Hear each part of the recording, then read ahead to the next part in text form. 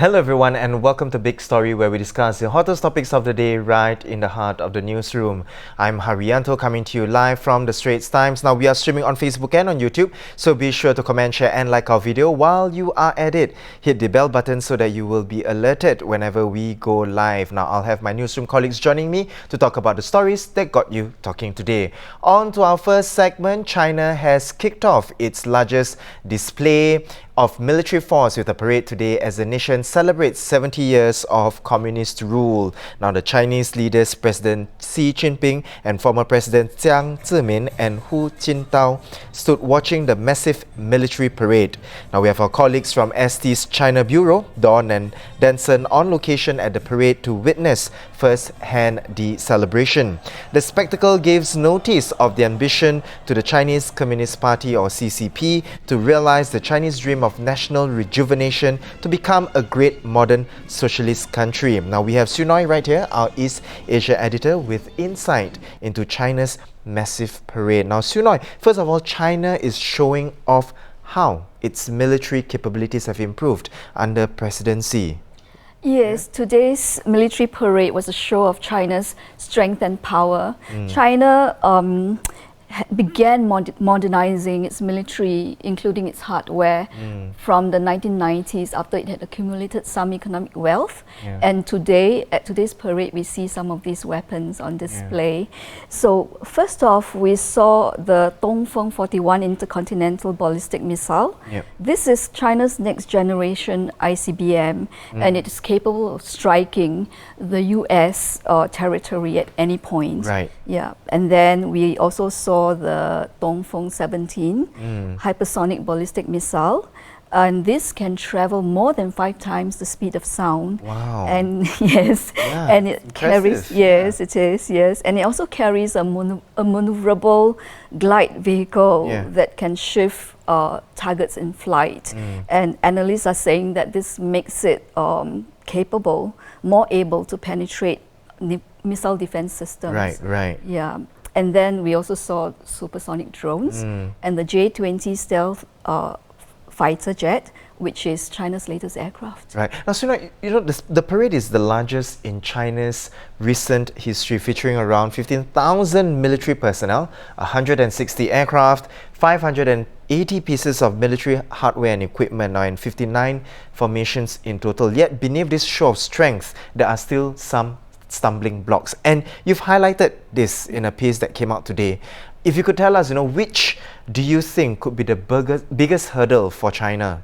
Yes, China does face several challenges as it hopes to realize its national rejuvenation in 30 years' time to become a strong modern state.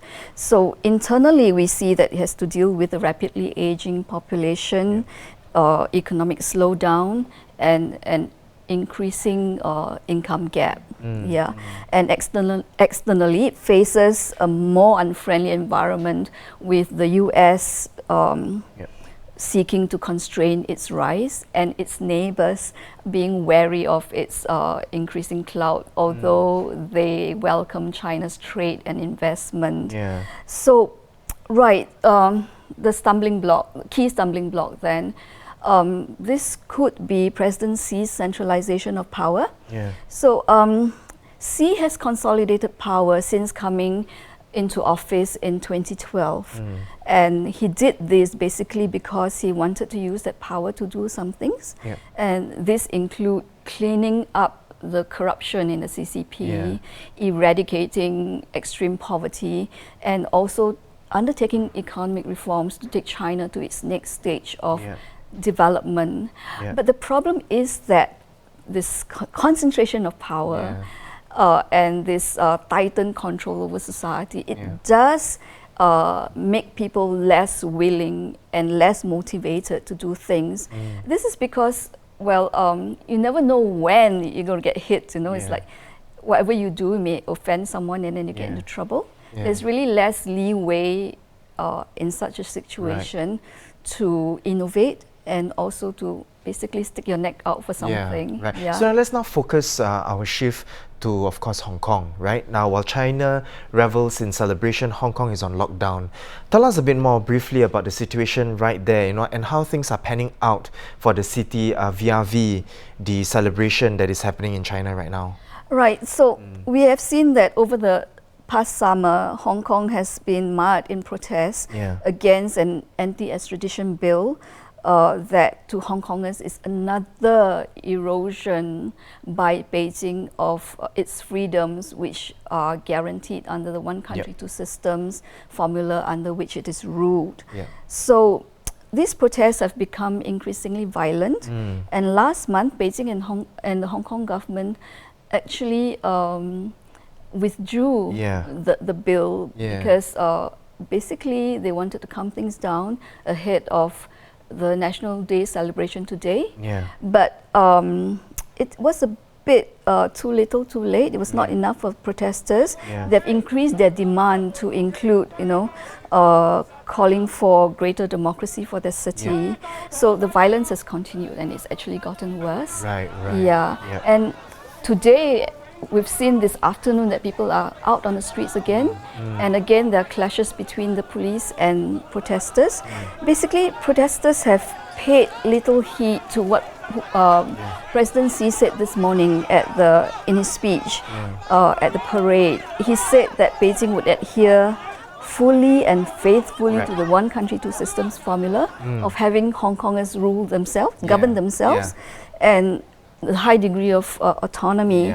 He also said that there would be strict compliance to the city's basic law or mini constitution, which Hong Kong. So now let's focus on Singapore now. So we've gone to Hong Kong, and then that's what's happening here in Hong Kong. And then now in Singapore, we've talked about Singapore not. I mean, of course, all the countries, we are interconnected in one way through trade.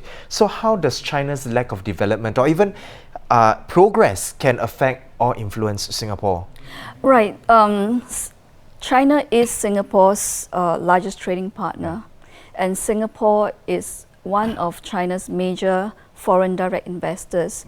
So any slowdown in China's economy, any stagnation, is going to affect our economic well-being. So we've seen that the trade war between China and the US and China's slowdown has actually begun to affect us. Right. Once again, thank you so much, Suna, for coming into the show to tell us more about the celebration that's happening here in China. Really, 70 years of communist rule.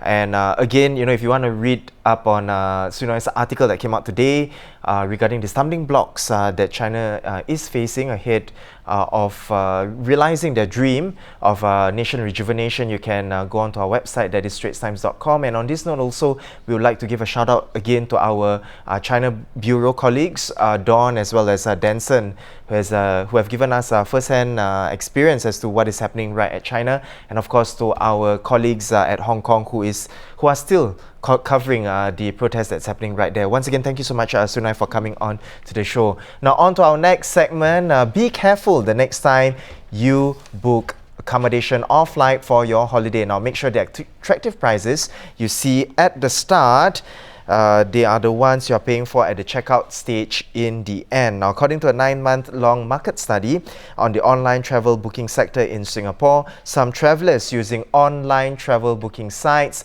have ended up paying more. Now, to tackle these misleading practices, the Competition and Consumer Commission of Singapore, or CCCS, is proposing guidelines on price transparency. Under the Consumer Protection Fair Trading Act, or CPFTA, the CCCS is empowered to investigate errant businesses and file an injunction application against them. If they do not cease the unfair practice, they can be charged with contempt of court, which carries a fine of up to $10,000 or up to a year's imprisonment, or even both. Now, to tell us more, I have right here with me Transport and Housing Editor Karimjit Kaur. Welcome, Karim. Thank you. Now, Karim, to start us off, tell us, what are the four, in fact, they have highlighted 4 misleading common pricing and marketing prices found in the study. Right. So yes, as you've mentioned, they've highlighted 4 of such practices, which I think most consumers would be aware of if you've ever gone online, to book a flight or accommodation. So the first is what they call drip pricing, and that's essentially where you go online, you book something. There's like a costs there, and then just before checkout, or sometimes even just before the credit card, payment is processed, you have like processing fees and some other fees, and then the final amount is actually different from what had been indicated earlier. So that's one. The other one is this concept of pre-tick boxes, which essentially is a system that requires you to opt out instead of opting in. So for example, if you're booking a flight and there's a box that says insurance, do you want to buy insurance, and that box is already ticked. So the normal consumer would assume that if you want something, you would tick, but it's already ticked, so you have to opt out of it. Right. Okay. So that's something that was highlighted as well. The third is what the Commission calls strike-through pricing, and that's essentially when you walk into a store, for example, and you see this like a product and it says $7.99, and then there's like a cross, and then it says below $2.99, right? And you go like, oh wow, such a huge discount. I must get this package now. But the question is, that $7.99, is that even genuine to start with? Because it's just a number. So that sort of practice also is something that was highlighted. And the last is what the Commission calls pressure selling, where you have like a notice that says last day of sale, and then it creates this like almost anxiety in you as a consumer that I must buy today, I must make a decision because it's the final day of the sale, and then you return a month later and it's still the last day of sale. So again, such practices that really don't necessarily give consumers the true picture. The last day one is quite similar to the recent story regarding the value shop, right? That's the one, right? Now, of course, guidelines have been in place, and CCCS has mentioned that as well. But really, in your opinion, Karim, how effective are these guidelines in stopping these misleading practices? So I think maybe let's just take a step back, because really these guidelines, they're not really new as such. I mean, before this, when I used to write on airlines and on aviation, I mean, for as long as budget carriers have been flying, from Singapore into Singapore, it's always been an issue, in hidden charges, hidden costs. So it's been talked about for more than a decade at least. But I think this is the first time that the Commission has actually gone out there and done like a really comprehensive study. Like you mentioned earlier, a 9-month study. They looked at 38 online sites. They spoke to more than 750 industry players. They even interviewed more than 500 consumers. So in my, as far as I know, this is the first time such a comprehensive study has been done. There's like a 60-page report on the website of the Commission. So that's good, because it makes it very clear to both consumers and to firms and companies. It raises awareness. It does, yes, and it does, absolutely. And on both sides, right, for consumers as well as retailers and firms and all that. But coming back to your question, how effective will this be? And it's very clear that the Commission stops short of actually proposing penalties. So if companies are found to be flouting these guidelines, the Commission, yes, they have power to issue an injunction against them in court, and the court can order these companies to stop such practices. But then if they don't, are there penalties that will kick in? And there aren't. Right. So what more can be done then, even on the part of consumers as well? Should we be responsible for it? So coming to the penalties first, so in that regard, Singapore, we kind of fall behind countries like Australia, for example, and many parts of Europe. There are clear laws that penalize firms for such practices. But I think at the end of the day, consumers themselves also have to take some responsibility. And I think that's where we generally as consumers need to also help ourselves, right? I mean, we have this culture of, I guess, kind of like always complaining and whining, and I'll probably get a lot of flack from readers after this, but it's true. You need to also be aware, and like travel insurance, for example, it's something that we've talked about so many times, but I still get emails today from readers writing to me and saying, oh, I lost my bag and the airline refuses to compensate me, and when I ask them, did you buy travel insurance, and they say no, and you're like, that really is something something as basic as that. So I think consumers need to learn how to protect themselves first, and then of course there are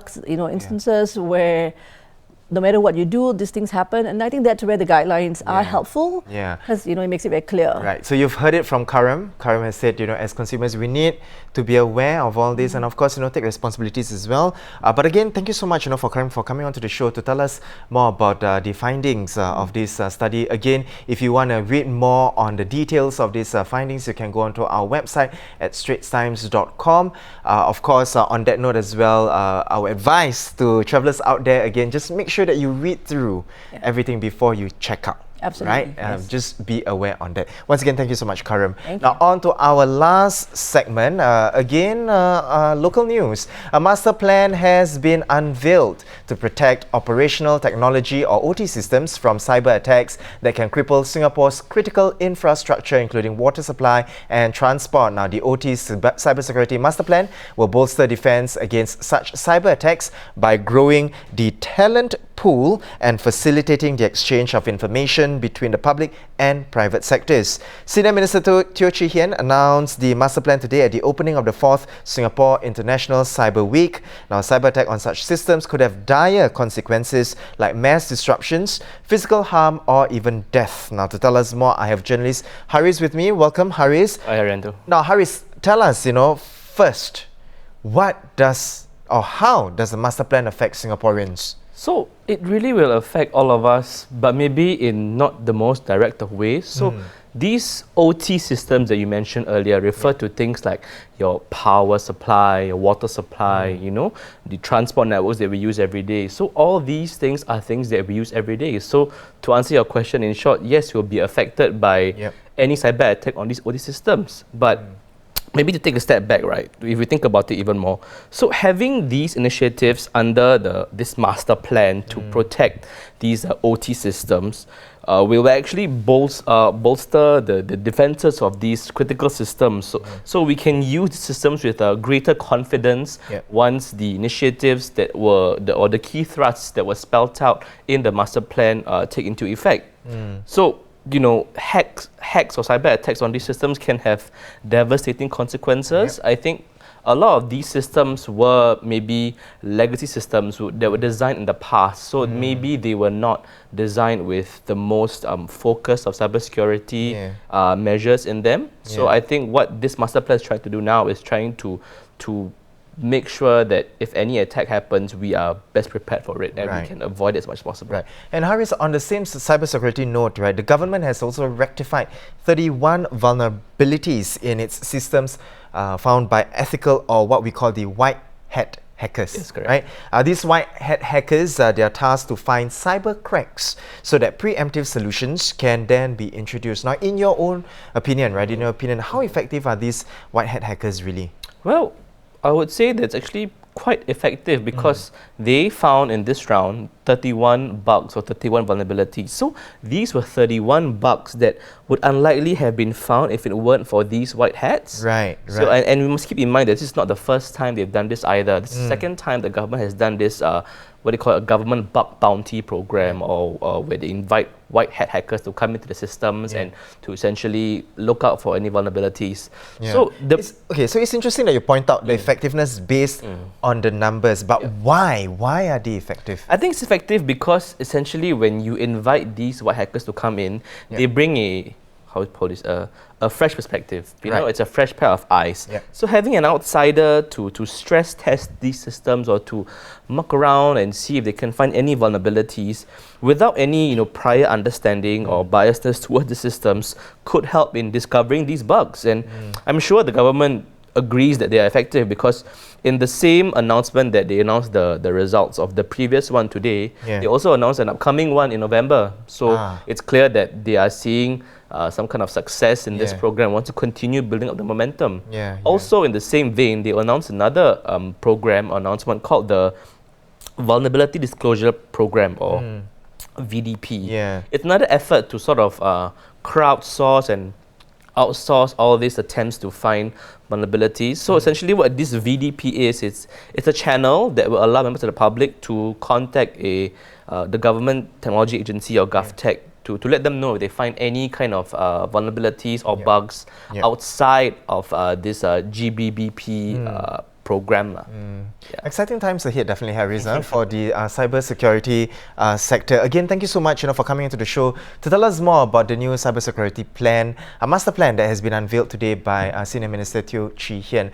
Now, guys, of course, earlier on we caught up with East Asia editor Sui Noi, who shared a bit more with us regarding the celebration that China is having right now. In fact, had earlier today 70 years of communist rule, and really, what are some of the stumbling blocks that China faces ahead in realizing its dream of a nation rejuvenation. And then we moved on to transport and housing editor Karam, who told us a bit more about the findings with regard to Singaporeans have been misled into paying more for holidays via online travel booking site. And then we had Haris here to share with us with regard to the new master plan that has been unveiled with regard to cybersecurity. So those are our top stories for today. For more news and videos, you can head on to our website, that is straitstimes.com. Once again, I'm Haryanto. Catch us tomorrow, same time, for more stories on A Big Story.